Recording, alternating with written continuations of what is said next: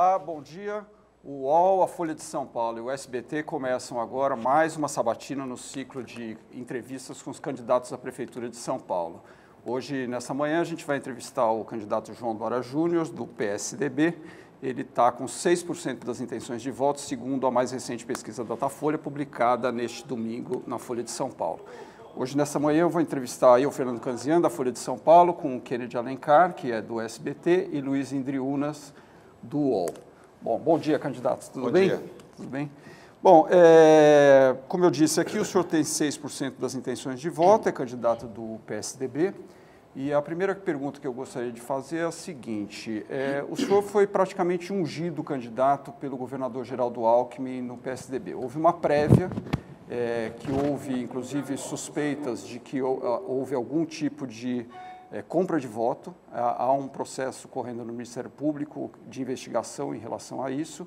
E mais grave do que isso, alguns tucanos, inclusive de dentro do próprio Palácio do Governo de São Paulo, afirmam que o governador Geraldo Alckmin tem loteado o seu governo para obter apoio para a sua candidatura, que vai ter o maior tempo de TV também por conta dessas coligações.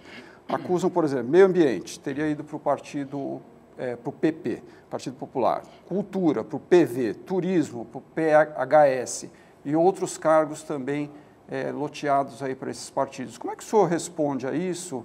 E a pergunta que eu faço também é se não é uma maneira um pouco antiga de entrar na política, assim, de cima para baixo. Né? Quer dizer, primeiro, bom dia, prazer estar aqui com vocês, mas eu tenho que contestar a sua colocação. Eu não fui ungido, eu fui votado. O PSDB fez prévias em 2 turnos, primeiro e segundo turno. Disputei o primeiro turno e venci. Disputei o segundo turno e venci. Não foi ungido. Geraldo Alckmin não determinou, não impôs uma candidatura. Isso era no passado. Houve uma eleição e vocês todos acompanharam. 27 mil filiados poderiam votar. Mas 7 mil votaram. De que houve... Vou responder por partes. Você me fez a primeira colocação, estou respondendo.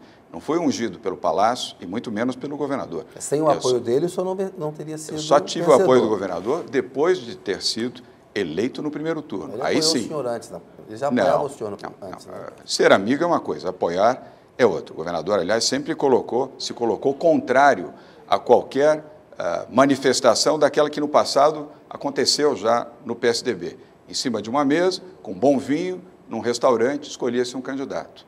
Não foi isso que ocorreu. Nós tivemos 7 mil eleitores que votaram no primeiro turno e no segundo turno. Venci todos os candidatos. André Matarazzo no primeiro turno, Ricardo Trípoli, ao lado daqueles que o apoiavam. E no segundo turno, infelizmente, o André Matarazzo desistiu. Essa eleição está sendo contestada, né, candidato? De que houve compra de voto. Não houve compra de votos, Então, não houve nada. Houve voto, houve excesso de voto.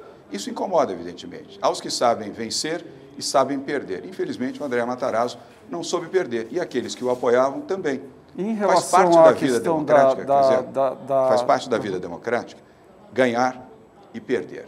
Na vida privada também, na vida empresarial também. É preciso ter dignidade para vencer, para conquistar, e é preciso ter dignidade também para saber perder.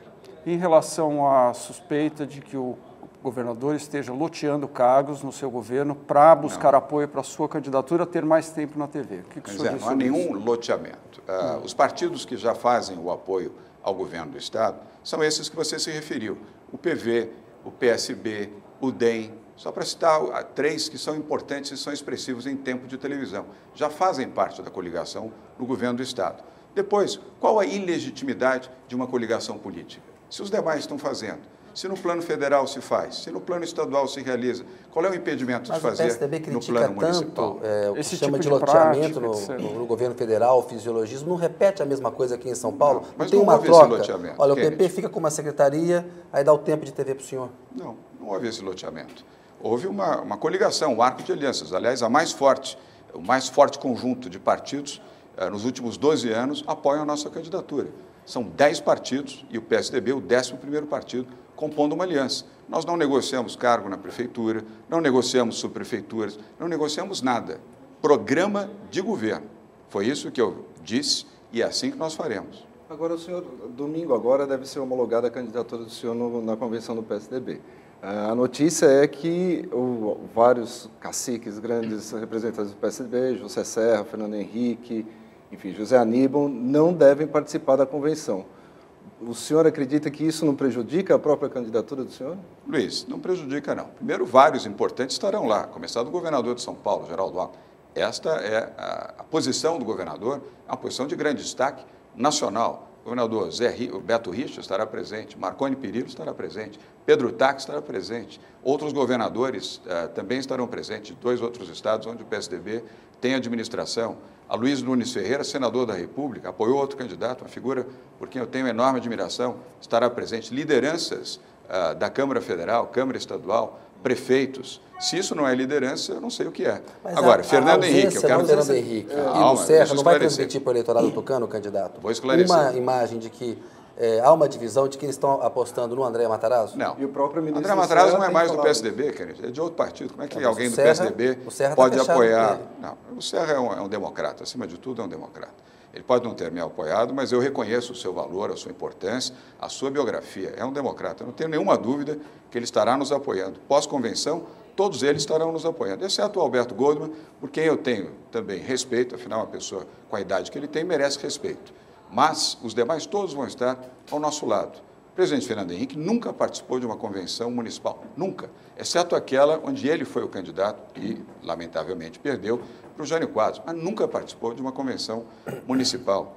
O senador Aécio Neves, presidente nacional do PSDB, vai a Portugal, ele viaja na sexta-feira, mas gravou um vídeo formidável que será apresentado na convenção.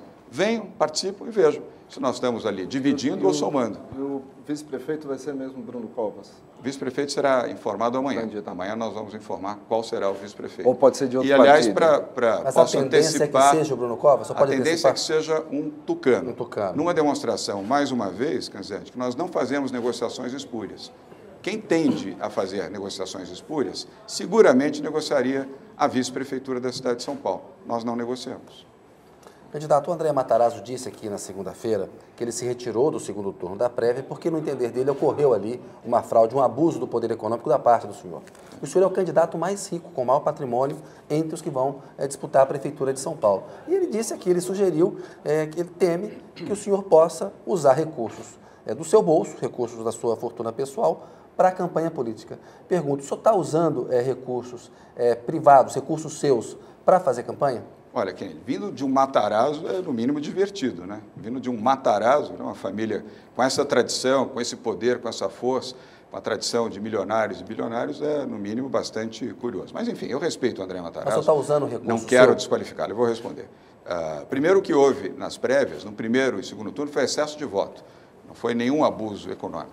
Depois, a lei eleitoral do Tribunal Superior Eleitoral faculta que cada candidato possa utilizar até 100% do seu patrimônio declarado no seu imposto de renda 2015. Não fui eu que fiz essa lei, não fui eu que solicitei, pedi ou advoguei por ela. É a lei. A lei estabelece isso com clareza.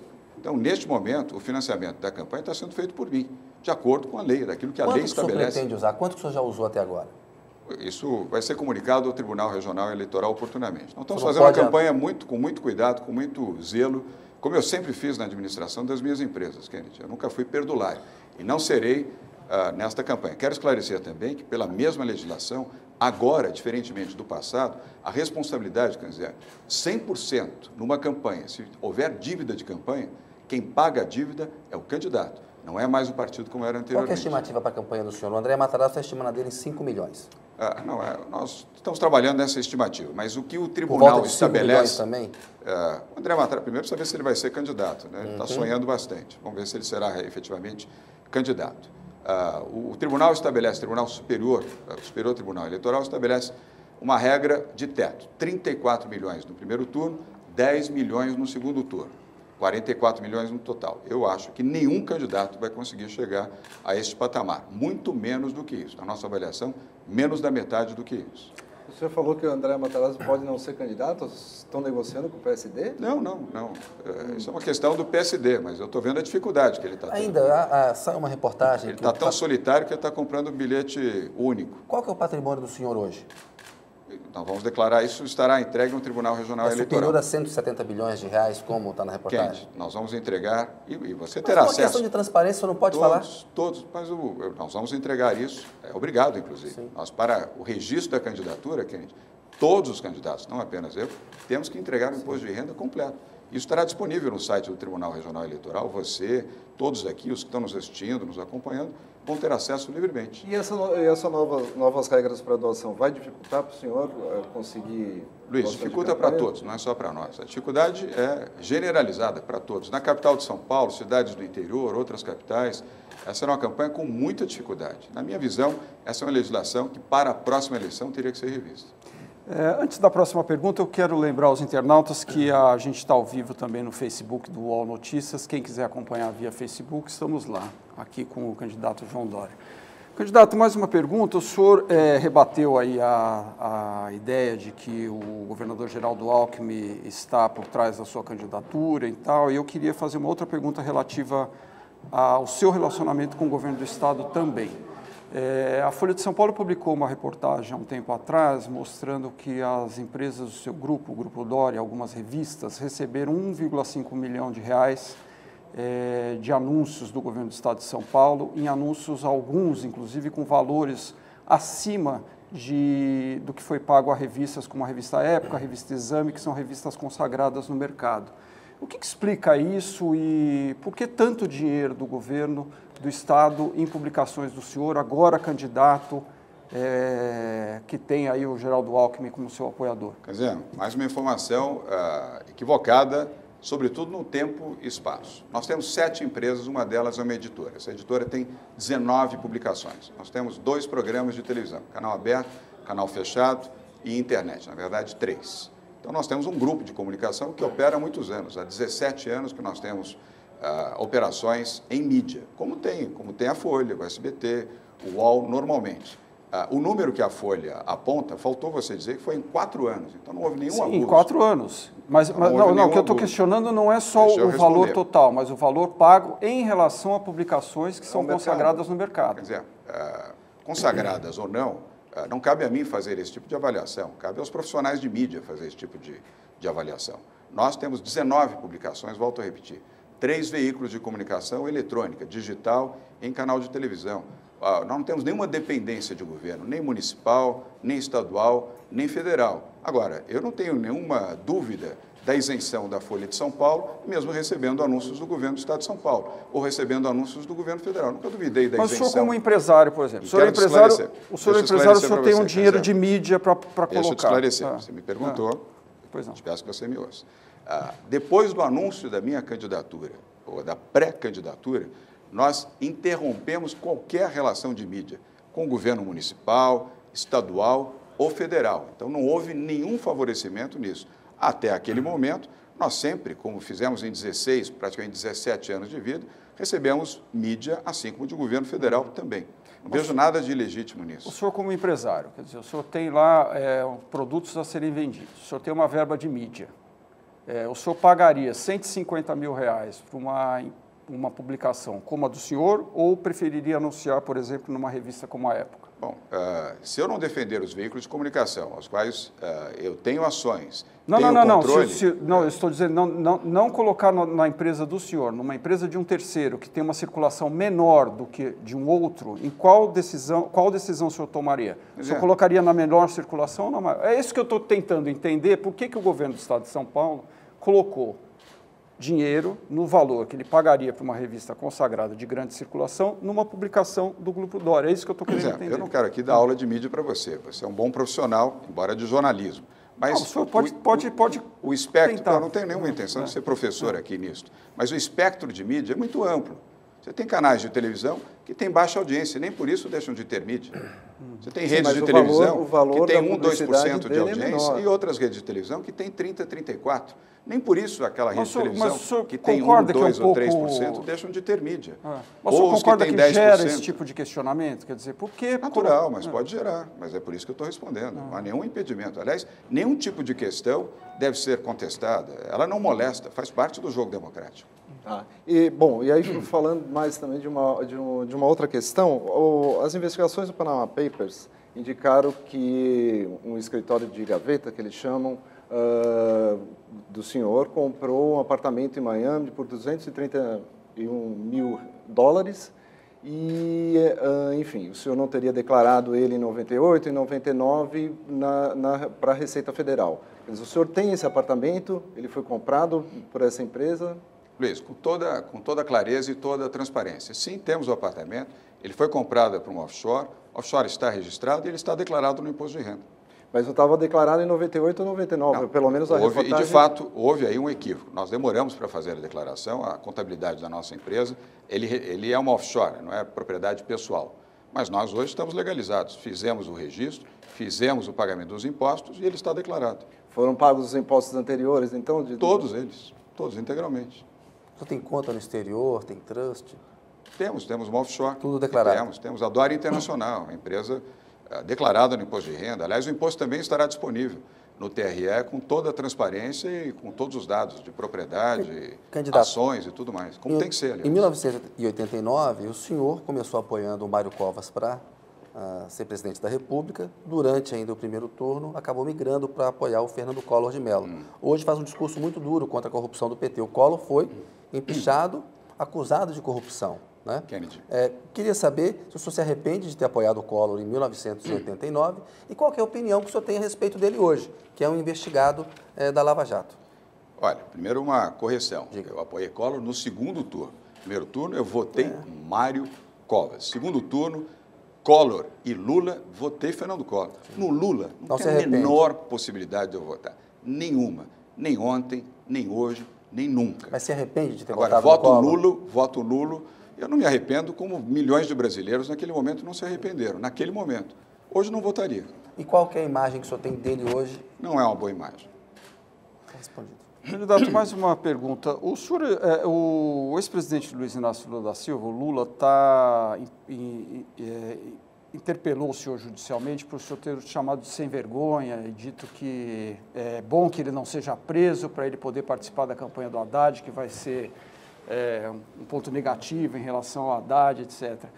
Mas o senhor tem um relacionamento bastante próximo aí também, as suas empresas, com a Apex, que é uma agência do governo federal, que até há pouco tempo era administrado pelo PT, e é um dos grupos que também mais recebeu dinheiro aí dessa organização da Apex, né, que produz aí eventos, coisas para exportação, etc. Como é que o senhor explica aí esse relacionamento?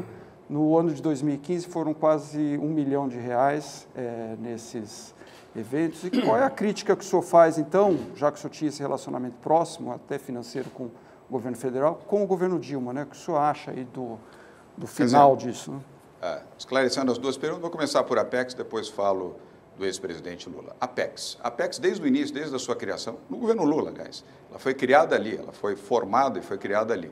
Desde aquele primeiro momento, nós sempre tivemos relação com a Apex. O LID, o Grupo de Líderes Empresariais, que eu fundei, tem 16 anos, hoje é presidido, aliás, por um ex-ministro do presidente Lula, Luiz Fernando Furlan, ministro do Desenvolvimento, Indústria e Comércio, aliás, dos mais brilhantes que eu já conheci, um homem poluto, isento, aliás, sem nenhuma filiação partidária. Nós temos 27 unidades do LID no exterior. Uma das atividades precípuas do LID, basta entrar no site do LID, é a composição de ações de promoção no exterior. Nada mais natural do que ter relação com a Apex, que é a agência de exportação do Brasil. Nesse caso, pouco importa se é Lula, se é Dilma, quem está ou não no poder. Ela é uma agência, não é do Lula, nem da Dilma, nem do Michel Temer, é do Brasil. E é esta a nossa visão, absolutamente republicana. Em relação ao presidente Lula, o que eu afirmei, eu reafirmo. É um sem vergonha, é um mentiroso e é um covarde. É isso que ele é. E pode me interpelar de novo, que eu vou responder as mesmas coisas. Bom, vamos falar um pouco agora da cidade, né? O senhor, em algumas entrevistas aí, tem dito que venderia ou privatizaria a Anhembi, Interlagos, Pacaembu. Qual seria esse modelo de privatização? Luiz, obrigado pela pergunta. Finalmente vamos começar a falar sobre a cidade. Privatizações, PPPs e parcerias. Isso é uma proposta que nós temos e nós vamos conduzir. Não faz sentido o Estado ser gordo, ineficiente como é, e em especial na Prefeitura de São Paulo. Vou te dar alguns exemplos aqui. O complexo de Interlagos. Não faz o menor sentido o município ser dono de um autódromo. No século XXI, os autódromos têm que ser privados. Mas é um autódromo que é usado como parque nos finais de semana, né? Pois é, mas ele não vai deixar de ser parque, nem deixar de ser autódromo e nem cartódromo, só que vai para o setor privado.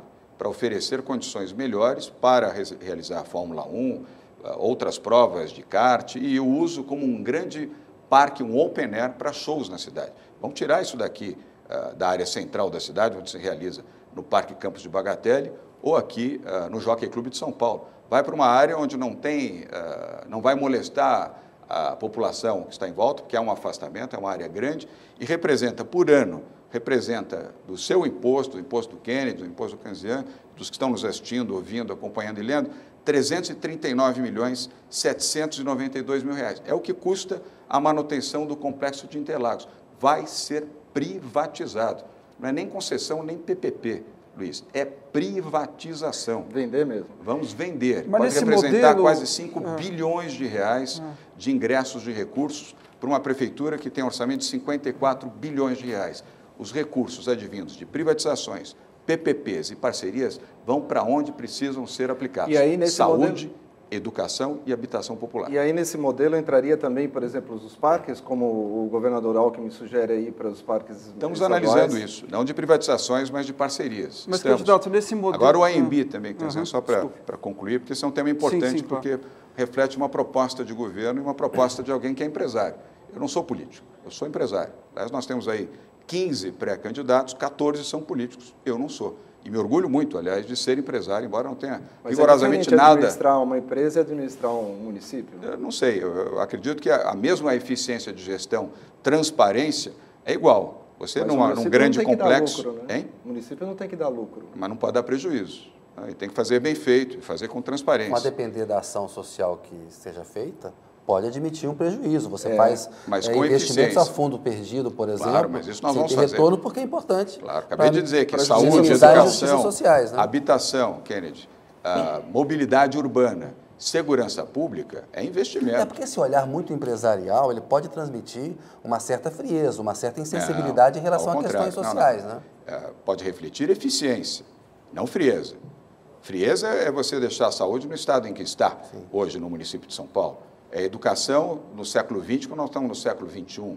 É a segurança pública abandonada, 6.500 agentes da Guarda Civil Metropolitana que fazem multa nas ruas, ficam com pistolinha multando. Isso é que é falta de sensibilidade. Falando de Guarda Civil Metropolitana, o senhor concorda que a Guarda, por exemplo, houve agora um episódio em que a Guarda Civil se envolveu no assassinato de um menino de 11 anos, quer dizer... Na verdade, o papel da Guarda Civil Metropolitana é muito cuidar do patrimônio público. E ela estava fazendo uma ação de segurança pública. Ela pode fazer. Aí? Houve um erro ali, de fato. Mas ela pode fazer. Legalmente, ela pode fazer. A Guarda Civil Metropolitana, hoje, ela não é apenas uma guarda para proteger o patrimônio público. Escolas, postos de saúde, propriedades públicas. Ela tem funções legais que permitem à Guarda Civil Metropolitana ajudar na segurança da cidade. Mas não tem treinamento. Isso não desobriga do erro que houve ali. A Polícia Militar, em qualquer parte do país, lamentavelmente, também comete os seus erros. No Brasil, nos Estados Unidos, no Canadá, na França, na Alemanha, também comete os seus erros. Nem por isso você vai desqualificar uma Guarda Civil Metropolitana. O que ela não vai fazer mais, Canzian, é ficar em cima de viadutos e atrás de colunas multando a população de São Paulo. Não vai fazer. Ela vai cuidar de vigiar a cidade, proteger as pessoas. Essa é a sua finalidade. Mas quem multa é o agente de trânsito, não é a Guarda Civil? Não, mas agente de trânsito é uma coisa. Você já tem os marronzinhos do CT. Então, mas são eles que multam a Guarda Civil? Não. Guarda Civil Metropolitana. Saia hoje aqui do prédio do UOL, vá aqui na Marginal, você vai ver, em cima dos viadutos, Guarda Civil Metropolitana. Aliás, é só olhar na internet, você vai ver a denúncia de internautas diariamente sobre isso. O senhor ia falar do AMB, eu aproveito antes que o senhor retome, só de perguntar o seguinte, no caso, por exemplo, Pacaembu, ou mesmo o Parque de Interlagos, que hoje é usado gratuitamente pela população, haverá cobrança do usuário? Pacaembu hoje, se eu quiser ir lá nadar no Pacaembu, eu faço uma carteirinha, eu entro, não pago nada. Vai continuar. Não vai ser cobrado, o senhor garante que nada será cobrado do cidadão no seu sistema de PPP, de parques e outros bens públicos da cidade de São Paulo. É uma questão de modelagem, evidentemente que não. O Pacaembu são 2 complexos, na verdade 3. Você tem o Museu do Futebol, que aliás é extraordinário, recomendo para quem está nos assistindo, ouvindo, lendo, vá visitar, porque é extraordinário. Vai continuar lá com a mesma função, o melhor museu de futebol do mundo está em São Paulo, está no estádio do Pacaembu. E com uma administração privada, de uma instituição, de uma fundação privada que administra com enorme competência. Não vai mudar. Estádio do Pacaembu, ele será uma concessão, continuará sendo estádio e só terá futebol, não vamos promover shows, nenhuma outra atividade que não seja futebol. Só que um estádio com melhores condições, melhor segurança, acessibilidade que ele não tem, banheiros que ele não possui, condições melhores para os atletas, para os juízes, para os jornalistas e para, sobretudo, os frequentadores, os 35 mil que podem frequentar o estádio do Pacaembu. E o terceiro complexo é a unidade de esportes, que fica atrás do Pacaembu, de quem olha pela fachada principal do Paulo Machado de Carvalho. O acesso continuará gratuito. É a questão da modelagem. Aquele que for concessionário deverá garantir que aquela área continuará tendo acesso livre para que as pessoas possam frequentar. Isso também no caso de Interlagos e outros bens públicos? Também, inclusive parques. Eu acho que foi o Luiz que me perguntou dos parques. Só para esclarecer. Não há nenhum problema, claro, é até bom para esclarecer isso. Os parques podem ser concessionados, mas não com cobrança de ingresso. É perfeitamente possível que o concessionário extraia vantagens e benefícios e, portanto, possa ter lucro para poder investir sem cobrar o ingresso. Por exemplo, venda de produtos dentro do parque, alimentos, etc, bebidas, sinalização, locação de bicicletas, locação de serviços especiais, mas não cobrar o ingresso para os parques, isso não. Okay. Candidato, a Companhia de Engenharia de Tráfego, um ano depois de implementar essas medidas de redução de velocidade nas marginais e em vias rápidas, divulgou um balanço que diz que houve uma redução dos acidentes em 38,5% e uma redução na lentidão também. O trânsito melhorou, uma redução de 8,7%. O senhor foi um crítico dessa medida. Diante desse dado concreto, o senhor ainda pretende rever a questão da velocidade nessas vias? Pode voltar a aumentar a velocidade? Kennedy, fui um crítico e continuo um crítico, porque falta uma informação que eles não deram. Aliás, o PT é mestre em omitir informações ou manusear informações. Por que não deram informação de que houve uma queda de 33% no número de veículos nas ruas? Fruto do quê? Fruto da recessão econômica. As pessoas estão andando menos de automóvel, estão saindo menos com seus automóveis, estão consumindo menos combustível e, consequentemente, também menos veículos nas ruas, nas avenidas e nas estradas, menos acidentes. Não quer dizer que a redução de acidentes tenha sido provocada apenas por isso, mas esta informação... Mas é um gráfico muito intenso, a redução de acidentes é muito significativa, não? Mas não seria também por causa das novas linhas de metrô, corredores de ônibus, que também aumentou, por exemplo, os corredores de ônibus aumentou o número de usuários. Você tem razão. Você tem razão. Não é só a crise. Mas eu não disse que é só a crise, mas é um conjunto de fatores. Mas quando você apresenta números, apresente de forma completa e não de forma parcial. Mas a sua posição, você vai rever a velocidade? Não vou rever, não. Quero deixar muito claro, Kennedy. Marginais, Pinheiros e Tietê, eleito prefeito de São Paulo, na semana seguinte, volta à velocidade estabelecida pelo Código Nacional de Trânsito, 70 km e 90 km. Agora, com sinalização eletrônica, com campanhas educativas. A Prefeitura de São Paulo não fez nenhuma campanha. Luiz, nenhuma. Quem quer educar, promove campanhas, orienta, usa o rádio, usa a televisão, usa a internet, usa a sinalização. E não promove uma indústria da multa, como a Prefeitura de São Paulo vem fazendo. R$1 bilhão, Luiz, foi a arrecadação ano passado. 1,5 bilhão, podemos, a projeção, Kanzé, era 1 bilhão e 700 milhões esse ano. Isso é a indústria da multa.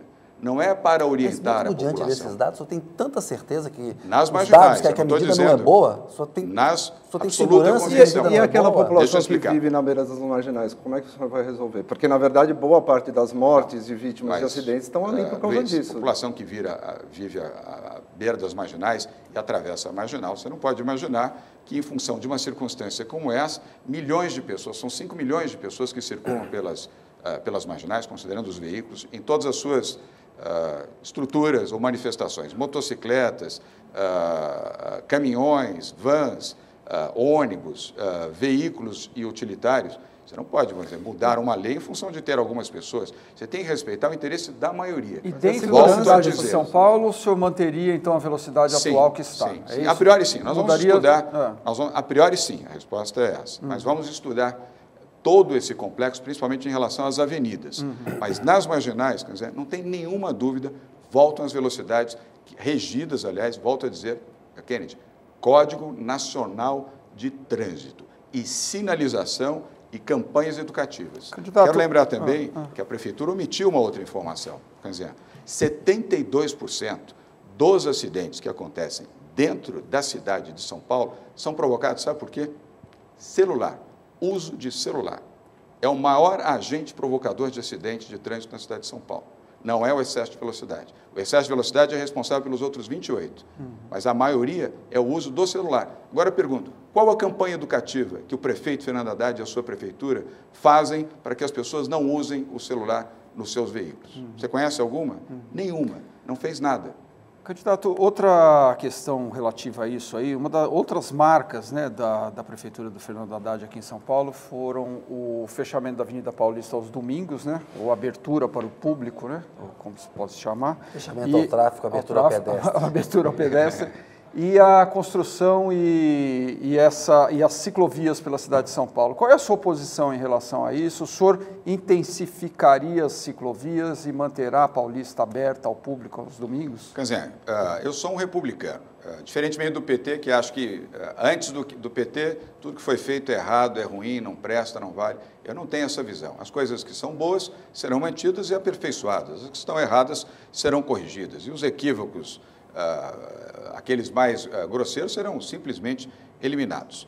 O programa da Paulista é um bom programa. Eu fui lá, eu visitei, eu fui ver, conversei com as pessoas. É um bom programa. Aliás, eu, quando fui secretário do Mário Covas, enquanto prefeito da cidade de São Paulo, fiz vários programas de lazer na cidade. Criamos a Praça Doce, a Praça do Forró, a Praça do Samba, a Rua do Choro, a Praça do Sertanejo, em vários bairros da cidade. A população gosta de ocupar os espaços públicos, principalmente aos finais de semana. A Paulista hoje foi adotada pela população, tem que ser preservada. Eu só incrementaria algumas atividades culturais, principalmente com música. Eu acho que é um espaço que aqueles que na economia criativa podiam ter ali um bom espaço para suas manifestações. Mas ela vai ser preservada e vai ser mantida. Ciclovias e ciclofaixas. Ciclofaixas a favor, ciclovias onde elas estão sendo utilizadas efetivamente pela população, ou pela mobilidade urbana ou para o lazer. Aonde ela não está sendo utilizada, nós vamos rever. E principalmente na periferia, Kennedy.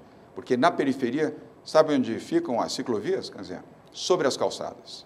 Sobre as calçadas. Não tem o menor sentido para você atingir uma meta de 400 quilômetros, fazer uma faixa vermelha em cima de uma calçada, interrompendo um ponto de ônibus. Não faz o menor sentido. Mas dentro... Equívocos dessa natureza nós vamos eliminar. E aquilo que foi feito de forma acertada, preservar e manter. E aproveito para acrescentar também. A manutenção das ciclovias será colocada em mãos do setor privado. Eles é que vão cuidar, empresas, seguradoras, bancos, os mesmos que, aliás, financiam o uso gratuito de bicicletas em São Paulo, no Rio de Janeiro, em outras cidades brasileiras, vão cuidar da manutenção das ciclovias e o que da cidade de São Paulo. O que eles vão ganhar cuidando o da mesmo ciclovia? que ganham quando exploram as ciclofaixas. As ciclofaixas na cidade de São Paulo tem duas instituições financeiras que patrocinam. São dois bancos, não vou dizer o nome aqui, mas são dois bancos, aliás, dois bancos respeitáveis. O Bradesco e o Itaú. O Bradesco e o Itaú e o Santander. O Itaú eles patrocina as bicicletas. estações apenas. Não, as ciclofaixas. E as instalações, a CET... as ciclofaixas. A CET cobra. A CET não faz isso gratuitamente, não. Aliás, acertadamente. Cobra e os bancos pagam por isso. Agora, Instituições como essa, Canzinha, e seguradoras, é o valor de eu ser um empresário. Sim. Eu sei conversar, argumentar e vou procurar o setor privado, não só para isso, para várias outras atividades. Isso é o que eu chamo de fazer uma gestão transformadora, inovadora. Eu não vou fazer igual aquilo que o PT faz de tão mal a cidade. Quero fazer algo melhor e novo. Só para entender, o senhor está dizendo, então, que pode haver um enxugamento da quilometragem das ciclovias em São Paulo, principalmente na periferia, é isso? Pode haver onde não houver uso. Mas não se trata a periferia, há várias áreas. Você já fez um mapeamento disso? Estamos fazendo. Eu não assumi o governo ainda. Ao Sim, assumir, mas se o senhor quer assumir, está planejando. Claro, né? E por isso temos 27 grupos de trabalho atuando. Um deles é o de mobilidade. Nós estamos analisando isso. Eu não me referi a isso à periferia, quero deixar bem claro. Há várias áreas em periferia onde as ciclovias são utilizadas pelo lazer ou para a mobilidade. Ali elas serão preservadas. Sobre calçadas, não. Seja na periferia, seja debaixo do minhocão, aonde for calçada é para pedestre, não é para ciclista. O senhor, sobre a questão do IPTU, o senhor tem alguma posição sobre isso? Diminuiria o valor do IPTU? E aí, acrescentando isso, por exemplo, uma das propostas aí da Prefeitura é aumentar o IPTU para terrenos e imóveis ociosos. O senhor concorda com esse tipo de política? Luiz, por princípio, eu sou contra qualquer aumento de imposto, por princípio. Evidente que tudo pode ser olhado, pode ser estudado. Mas, por princípio, nenhum aumento de imposto. Quem gosta de aumentar imposto é o PT. Onde chega quer aumentar imposto, como foi o prefeito Fernando Haddad. Primeira medida, quando ele assumiu aqui, qual foi? proposta de aumento do IPTU. Ao invés de melhorar a eficiência de gestão, reduzir o tamanho daquilo que é ineficiente e melhorar a performance, foi o quê? Buscar o aumento do imposto. Eu não vou nesse caminho. Nós vamos melhorar a eficiência da gestão pública municipal, diminuir o seu tamanho, reduzir ao Estado eficiente, mas não com aumento de impostos. Taxação progressiva, o senhor é a favor ou contra? Cobrar mais os mais ricos e menos os mais pobres? Nós não vamos, a priori, fazer nenhum movimento em relação a taxações. Mas esse nem para mais, nem para menos. O argumento do IPTU para áreas ociosas é exatamente para tentar resolver a questão da habitação e dos investimentos nessas áreas. Luiz, o que nós vamos fazer é exatamente, ao invés de ficar pensando em onerar o proprietário de uma área, seja qual for, é estimular que ali existam investimentos. Fazer o que a Prefeitura de São Paulo não fez. A Prefeitura de São Paulo nunca foi a um programa internacional falar com investidores imobiliários, com investidores de economia criativa. Vive num casulo. Aliás, o prefeito vive enclausurado no Palácio do Anhangabaú. Nós não vamos fazer isso, nós vamos estimular investidores internacionais, mostrar a dimensão e a grandeza. É a 7ª capital do mundo. Mas e vamos ocupar esses espaços. Muita especulação imobiliária em São Paulo, por exemplo, com os imóveis aumentando vertiginosamente a cada ano? O tema da especulação, o que nós queremos é ocupação, é o contrário. É fazer com que os investidores acreditem e invistam, e tenham segurança para isso. Porque a construção civil gera empregos, os fornecedores é geração de empregos. À medida que você tem uma obra construída, você tem empregos, você tem segurança, limpeza, manutenção, tecnologia, telefonia, é isso que nós queremos. É uma gestão diferente, uma gestão progressista, avançada, moderna, e não retrógrada como é, infelizmente. Candidato, eu queria ouvir a opinião do senhor sobre 3 temas, o senhor é contra ou a favor. O primeiro deles, se o senhor é a favor de mudanças na lei brasileira para ampliar a possibilidade de aborto. Segundo tema, a criminalização da homofobia. Terceiro, a legalização do consumo da maconha. Pelo último, eu não sou a favor da descriminalização. Homofobia, de forma alguma, nós temos que ter aqui uma visão democrática de valores, uma visão humanista disso, e não o estímulo, seja por qual circunstância, ou por qualquer tipo de apelo. Respeito muito as igrejas evangélicas, católicas, aliás, todas as manifestações religiosas, mas há que, sobretudo, quer dizer, respeitar o ser humano. Então tem que criminalizar a homofobia, não é? Sim, nesse sentido, sim, claro, porque você não pode estabelecer, mesmo, repito, em respeito a todas as religiões. E a questão do aborto, eu não sou favorável ao aborto. Eu não sou favorável, exceto em circunstâncias, evidentemente, onde... Já há previsões na lei brasileira, claro, aquilo que a lei mas estabelece. Ampliar essas previsões por causa de dar à mulher mais liberdade sobre decisão sobre o próprio corpo Acho que é um tema que pode merecer o debate. Também deixar de debater não é correto. Quer dizer, o debate é sempre construtivo. O mundo evolui, as pessoas evoluem e o debate sempre constrói. Mas você seria contra mudar a lei? A favor do debate, neste momento. A favor do debate. Candidato, segundo a última pesquisa da Datafolha, eu já disse aqui, o senhor tem 6% das intenções de votos. Quando a gente vai para os estratos mais ricos, né, da população aqui em São Paulo, dos eleitores, o senhor está com 10%, quase dobra aí, dependendo se a gente considerar a margem de erro da pesquisa. E o senhor é tido aí pelos seus adversários, e por muita gente que nem é adversário, como um candidato mais coxinha, né? Teve aí um evento de um grupo de mulheres, etc., que até pediu para o senhor parar de andar com o cachemir no ombro, menos sapato italiano, etc. Como é que o senhor vê essa crítica aí? Como é que o senhor está se preparando, por exemplo, para, como diz o governador Geraldo Alckmin, né, amassar barro na periferia? Quer dizer, é o que eu tenho feito. Vou comentar que no Facebook, aqui, alguns dos comentários é esse. E aí, a periferia? E a periferia? Vai amassar barro de sapato italiano? Como é que é? 123 visitas à periferia, desde que eu comecei a campanha, na pré-campanha, até agora. Eu visitei mais a periferia em 11 meses do que o prefeito Fernando Haddad em 3 anos e meio de gestão. É o que eu tenho feito. E, aliás, é um grande e positivo aprendizado. A cada vez que vou a um bairro da periferia de São Paulo, em especial Zona Leste e Zona Sul, e algumas áreas da Zona Norte da cidade, é um aprendizado. Aliás, isto é o que nós vamos fazer também na gestão, à frente da prefeitura. Quer dizer, eu não vou ser um prefeito de gabinete. Não vou ficar encurralado, enclausurado, como fica Fernando Haddad, que perde a temperatura da cidade. Ele perdeu essa temperatura. É por isso que é mal avaliado. Eu vou responder. O estigma de um candidato dos ricos, da elite, o Zé Simão até brincou, disse que se o senhor fosse eleito, haveria as faixas para Land Rover, as Ciclo Rovers, ou seja, uma brincadeira. Eu adoro o Macaco Simão. É, uma brincadeira do Zé Simão sobre esse estigma de que o senhor representa aí uma candidatura da elite, dos mais ricos. Isso não é um complicador para obter voto dos mais pobres? Primeiro, minha homenagem ao Macaco Simão, que é brilhante, um dos melhores jornalistas, um humor absolutamente extraordinário. Me divirto todos os dias ao ler a Folha de São Paulo, o Macaco Simão. É leitura obrigatória. Adoro coxinha, quer dizer, para voltar àquela sua pergunta, nada contra a coxinha, ao contrário, adoro coxinha. Coxinha e pastel que eu tenho mais comido nas visitas à periferia, principalmente as feiras de rua que acontecem, aliás, com mais intensidade nos bairros periféricos do que nos bairros centrais. Eu queria convidar vocês e convidar os que estão, os internautas, os que estão nos assistindo, ouvindo e lendo, venham conosco à periferia e venham sentir se a população tem algum tipo de distanciamento em relação à nossa candidatura. Eu não acredito que sapato, calça ou blusa possam estabelecer qualquer código para o bem ou para o mal. Eu nunca deixei de avaliar e respeitar uma pessoa pelo fato de ela estar bem ou mal vestida. Voltando agora um pouco para a macropolítica, o senhor, como o Grupo LIDE, que faz homenagem a vários empresários, o senhor já homenageou Marcelo Odebrecht, hoje preso aí pela Operação Lava Jato, André Esteves. O senhor se arrepende de ter homenageado eles? Como é que o senhor vê agora essas empresas, por exemplo? Luiz, nenhum arrependimento. Eu não quero ser impertinente com a resposta que eu vou dar a você, mas a revista Exame, a revista Época, jornais importantes, inclusive os que estão aqui promovendo esse encontro, já homenagearam em premiações, em eventos, empresários bem-sucedidos que hoje estão na Operação Lava Jato. Eu duvido que qualquer desses veículos de importância e de isenção jornalística tenham qualquer arrependimento de, naquele momento, naquela circunstância e naquele retrato, terem homenageado ou reconhecido o valor destes empresários que hoje estão sofrendo, alguns até aprisionados, pelo Lava Jato. E a sua opinião hoje sobre o BTG e a Odebrecht? A sua opinião hoje sobre o BTG e a Odebrecht? A lei tem que ser cumprida. Mas como empresas, o impacto da Lava Jato sobre... É grande, sem dúvida nenhuma.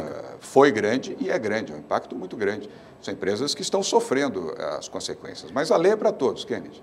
Então, mas aí é uma coisa que, enfim, as investigações mostram e o histórico, por exemplo, da própria Odebrecht mostra que sempre houve esse tipo de prática, a prática da propina, a prática... O senhor nunca ouviu falar disso? Nunca, em outras empresas, o senhor nunca ouviu falar da questão da propina em obras públicas e... Enfim. Luiz, a mesma pergunta eu dirigiria aos veículos de comunicação que homenagearam esses empresários e essas empresas durante tanto tempo, gerando impostos, gerando empregos. Eu não posso aqui querer ser o juiz do mundo, nem juiz das pessoas. Eu não tenho nenhuma correlação com Lava Jato. Mas no cafezinho ninguém falou de propina para o senhor? No cafezinho lá com a construtora? Não, e se vier falar, vai tomar uma canelada. Nunca. Candidato, tem a questão da Lava Jato, né? O foco maior é sobre o PT, sobre o PMDB, sobre o PP, mas há delações acusando o senador Aécio Neves, por exemplo, de receber propina de Furnas. Ele nega. O senador José Serra, hoje ministro das Relações... Acusação não é condenação, hein? Não é condenação, exatamente, mas há uma investigação, né? O José Serra foi citado naquele listão da Odebrecht, né? E ele é ministro das Relações Exteriores, ele disse que as doações que ele recebeu foram todas legais. Mas o fato, e teve aquele vídeo de 2009 do Sérgio Guerra, então presidente do seu partido, né? E a Procuradoria-Geral da República interpretou o vídeo como uma reunião para se acertar uma propina de 10 milhões de reais para abafar, então, a CPI da Petrobras em 2009, né? Não falta autoridade moral ao PSDB para criticar a corrupção do PT? Não, não falta autoridade moral. O Sérgio Guerra está morto, não pode se defender. Aécio Neves é um extraordinário homem público, uma vida, uma biografia admirável, assim como José Serra. O fato, repito, ser acusado não significa que você seja condenado. O PSDB nunca se opôs a nenhum tipo de investigação. Aliás, o presidente nacional do partido, Aécio Neves, tem dito isso com toda clareza. Há que se investigar, há que se verificar. É a forma mais democrática e mais positiva. Aliás, não foi diferente o senador, hoje ministro das Relações Exteriores, José Serra, que se investigue o que tiver que ser investigado. Candidato, o senhor falou aqui sobre o estilo de administração, né? A questão de ser um administrador que busca eficiência, etc. O senhor foi, inclusive, apresentador do programa Aprendiz. Tem mais em comum com o Trump, né? Além de ter sido do Aprendiz, agora o fato de serem os dois candidatos. Né? É o único ponto que nos une. Exato. É o único. Ainda bem que não é o cabelo, as minhas posições são nem cabelo, nem postura, nem sentimento. Agora, eu queria perguntar ao senhor o seguinte... Completamente diferente. Votaria na Hillary, então, se fosse eleitor nos Estados Unidos... Michael Bloomberg, que infelizmente não saiu, não disputou a presidência. Embora muitos desejassem, esse é o meu parâmetro, essa é a minha referência. Hillary e Trump? Hillary. Agora, candidato, quais são os limites aí dessa administração com viés mais empresarial numa prefeitura, né? O Luiz até citou a questão de algumas coisas sociais mesmo, né? Que tem que ser a fundo perdido, dinheiro jogado fora, não no mau sentido, né?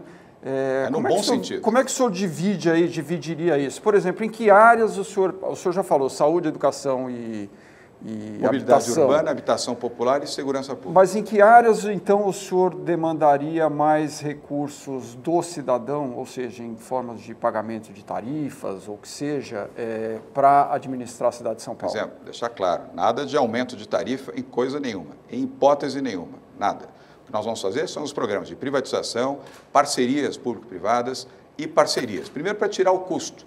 O custo representa um gasto que é mal feito. Este investimento, que hoje gasto, vai ser feito em saúde, educação, mobilidade urbana, habitação popular e segurança pública. Isso é investimento social e é isso que nós vamos fazer. Nós vamos fazer o mau gasto. Esse será interrompido. E além de interromper, ainda vamos trazer resultado positivo, caixa para a Prefeitura de São Paulo, para seguir fazendo esses investimentos na dimensão de uma cidade com 12 milhões de habitantes. Né? Uma cidade com 1.321 quilômetros quadrados. É uma cidade-estado. São Paulo é uma cidade gigantesca. Mas, por exemplo, uma coisa que se fala muito, né, outros candidatos até chegaram a aventar, etc., que seria uma questão não só do ponto de vista arrecadatório, mas de melhoria da circulação do ar de São Paulo, pedágio no centro da cidade de São Paulo. O senhor é a favor Isso é ou outra contra? coisa. Isso é outra coisa. Eu acho que esse é um tema que tem que ser estudado. Acho que essa questão ambiental, essa sim, aí é diferente, porque não é o ônus que você aplica de forma generalizada. Não, uma penalização para quem polui, por exemplo. Não é nem a penalização, é a opção. Quer dizer, se você quer usar o seu veículo com mais intensidade ou com mais facilidade, a hipótese de se pagar por isso é uma opção, a opção do proprietário do veículo. E aí não é uma imposição, é uma opção. Olha, eu pago, é como você quando viaja. Olha, eu quero viajar de classe econômica, eu quero viajar de classe executiva, prefiro pagar mais e viajar com mais conforto. Nessas circunstâncias, principalmente em defesa ambiental, podemos estudar sim. Tem simpatia pelo pedágio urbano, desculpa. É um tema que nós estamos estudando, Kennedy. Tem simpatia pelo pedágio. Não estou dizendo que nós vamos implantar, mas nós estamos estudando. Até porque nós temos uma coligação com o Partido Verde. Isso faz parte do programa do PV e eu respeito. E quanto à questão agora deve ocorrer, não sei se ainda nessa prefeitura, na próxima licitação por 20 anos aí de todo o sistema de transporte público. O senhor acredita que é importante o subsídio do transporte público? Luiz, é fundamental. Sem subsídio você não consegue manter a tarifa atual, você não consegue ter a prática não só da tarifa, como das concessões. Aliás, hoje tem muito mais concessão e gratuidade no uso dos ônibus do que no pagamento. Então, se você não subsidiar, é um subsídio alto, pesado, bastante pesado. Aliás, ficou mais pesado na administração do PT também, mas ele já está concedido, não será modificado. Teve uma alfinetada do André Matarazzo no senhor aqui na sabatina de segunda-feira. Eu queria fazer uma provocação ao senhor, que ele disse o seguinte: política não é show business, não é lugar para aprendiz. É uma alusão dele ao que ele entende ser uma falta de experiência do senhor no setor público na comparação com a de outros candidatos e na comparação com a experiência dele. Como é que o senhor responde a essa frase dele? Kennedy, a mesma inexperiência do setor privado foi que venceu um homem público 2 vezes. Ele foi perdedor 2 vezes. Eu respeito o André Matarazzo, eu não desrespeito a sua biografia, a sua história. Só acho que ele devia cuidar da sua campanha, dos seus objetivos, das suas soluções. Ele gasta muito tempo comigo. Eu, por exemplo, prefiro gastar tempo falando sobre a cidade. Então, voltando ao transporte, os Uber e táxi, qual a política do senhor? O senhor quer dizer, o senhor Uber aprova... e táxi, os dois. Uma cidade com essa dimensão, São Paulo é uma cidade-estado, 1.321 quilômetros quadrados, 12 milhões de habitantes. Você não pode imaginar que não haja possibilidade de convivência, Luiz. Eu sei que não é a sua posição, mas as pessoas não podem imaginar que não haja possibilidade de convivência de Uber e táxi.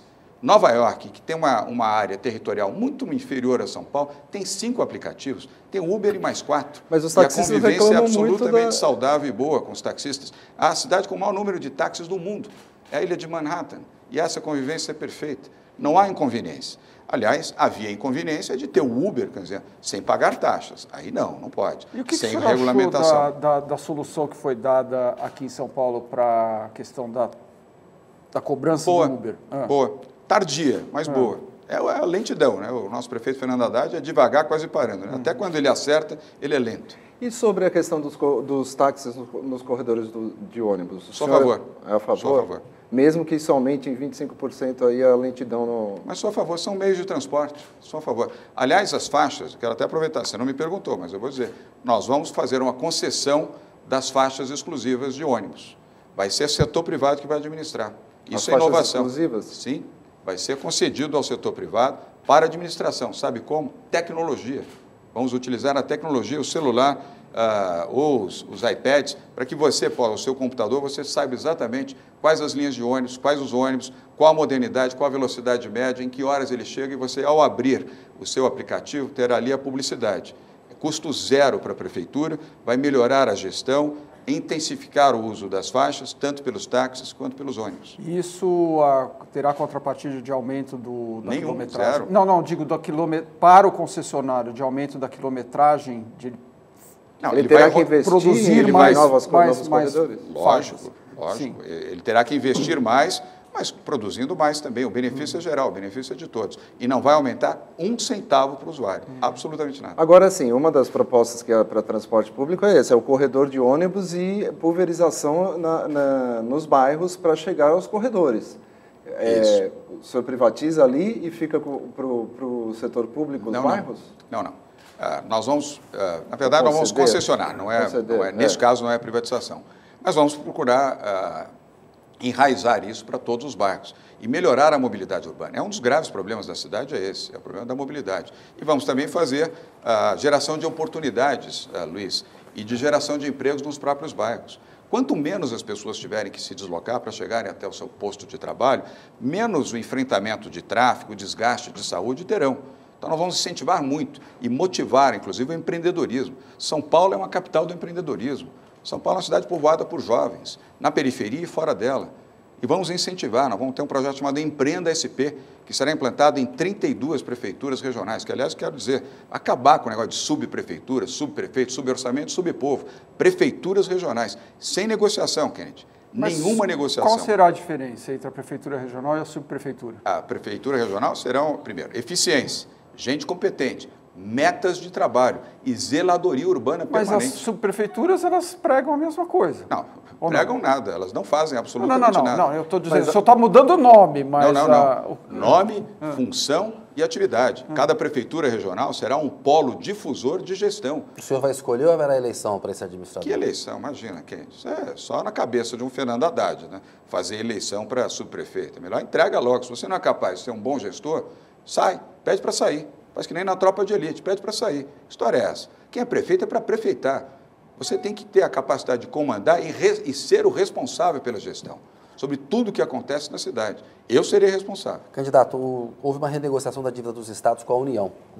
As parcelas até o final do ano estão sendo finalizado agora no Congresso. Está sendo finalizado, o alongamento da dívida. Geraldo Alckmin, padrinho político do senhor, fez uma renegociação para São Paulo. O Fernando Haddad já realizou uma renegociação da dívida específica da cidade. O André Matarazzo acha que esse formato está bom. O senhor acha que está bom esse formato?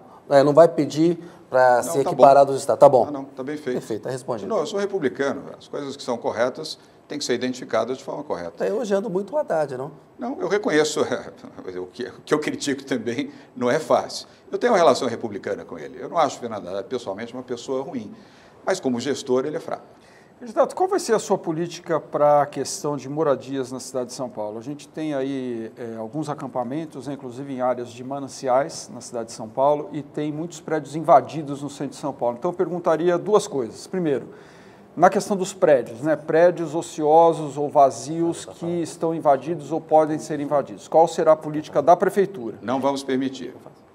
Está respondendo clara e diretamente. Então, não vamos permitir invasões. Não, a invasão sim, mas tem alguma política para que esses prédios sejam usados como moradia popular? Claro. Não, primeiro vamos avaliar se aquela edificação tem condições e está num local adequado para ser habitação popular. Não é simplesmente o fato de estar vazio que necessariamente pode se transformar. Então, qual é a sua política para quem não tem casa em São Paulo e precisa de uma moradia que seja em custo popular? Primeiro é fazer exatamente o oposto do que faz a prefeitura nesse momento, um equívoco.